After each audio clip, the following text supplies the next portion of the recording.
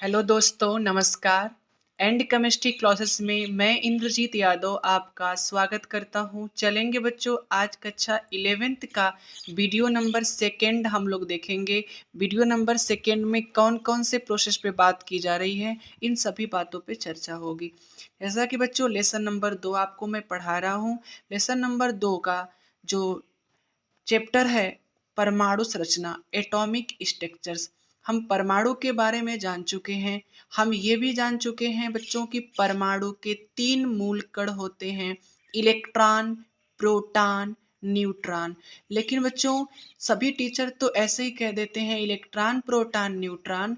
लेकिन बच्चों न्यूट्रॉन की खोज सब बाद में हुई थी, साथ में तो हुई नहीं थी। लेकिन हम लोग सभी टीचर प्रोसेस बाय प्रोसेस करने की वजह से साथ में ही पढ़ा देते हैं इलेक्ट्रॉन, प्रोटॉन, न्यूट्रॉन। लेकिन ऐसा कहीं नहीं है बच्चों कि इलेक्ट्रॉन की खोज के बाद प्रोटॉन का, प्रोटॉन खोज के बाद न्यूट्रॉन का। ऐसा कहीं नहीं है। बहुत समय के बाद 1920 में बच्चों न्यूट्रॉन का खोज किया गया था। वैसे उससे पहले तो मॉडल बनना चालू हो गए थे। लेकिन बात सत्य है कि हमें प्रोसेस से ही पढ़ाना चाहिए, तो सभी टीचर उस तरह ही पढ़ाते हैं। मैं भी अपने संस्था में बच्चों इसी तरह पढ़ाता हूँ। इलेक्ट्रॉन, प्रोटॉन के बाद न्यूट्रॉन की बात कर देता हूँ। लेकिन ऐसी कोई बातें होती नहीं, बाद में ही पढ़ाना चाहिए। लेकिन बच्चे हैं, अभी छोटे हैं, समझदारी उतनी नहीं होती, तो हमें पूरे प्रोसेस से ही पढ़ाना चाहिए जिससे बच्चों को समझ में आए। तो देखेंगे बच्चों, यहाँ पे दे ब्रॉगली वैज्ञानिक ने कब बताया, अपने नियम को कब प्रतिपादित किया, जब जे थॉमसन वैज्ञानिक ने अपने परमाणु मॉडल को प्रस्तुत किया। और जितने भी बच्चे आज क्लास में जुड़े हैं सभी लोग को पता है कि जे थॉमसन ने जो परमाणु मॉडल बनाया, उन्होंने कहा कि परमाणु एक धनावेशित गोला है और उसमें इलेक्ट्रॉन धसे होते हैं जिस प्रकार तरबूज में बीज धसे होते हैं। आपने देखा होगा हिरमाना या तरबूज देखा होगा, तो ये सभी बच्चों उनके प्रोसेस थे।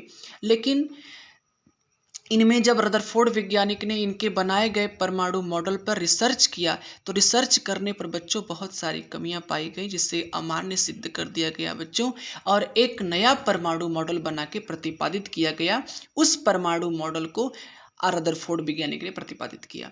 लेकिन प्रतिपादित करने से पहले रदरफोर्ड वैज्ञानिक ने बच्चों नाभिक की खोज की और नाभिक की डिफिनेशन बताई, और बता के बच्चों तब परमाणु का खोज किया, मतलब सॉरी, परमाणु का प्रोसेस बनाया, फिर परमाणु का मॉडल प्रस्तुत किया।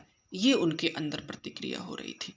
इसके बाद बच्चों जब रदरफोर्ड वैज्ञानिक ने परमाणु मॉडल को प्रस्तुत कर दिया, तो इनमें भी बहुत सारी कमियां पाई गई, क्योंकि इन्होंने कुछ बातें फिक्स नहीं बताई।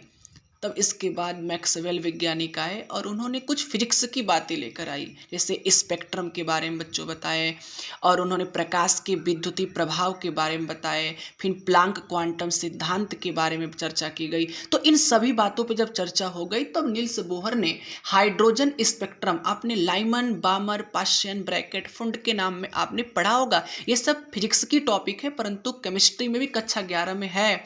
आप कमेंट करेंगे बच्चों तो मैं जरूर इस पे चर्चा करूंगा और पूरे विस्तृत से करूंगा। अभी तो बच्चों मैं आपके सामने नहीं आ रहा हूं, 10 दिन के बाद मैं आपके सामने आने लगूंगा।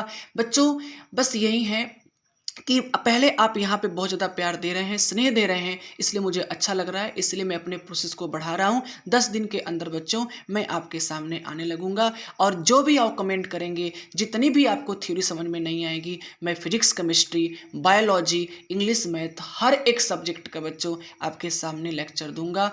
बट बच्चों आप बस धैर्य बनाए रखिए, हमारे पर विश्वास बनाए रखिए और हमें स्नेह और प्यार ऐसे देते रहिए। फिर मैं आपका हर एक पॉइंट, हर एक तैयारी के लिए बच्चों तत्पर रहूंगा। जय हिंद, जय भारत।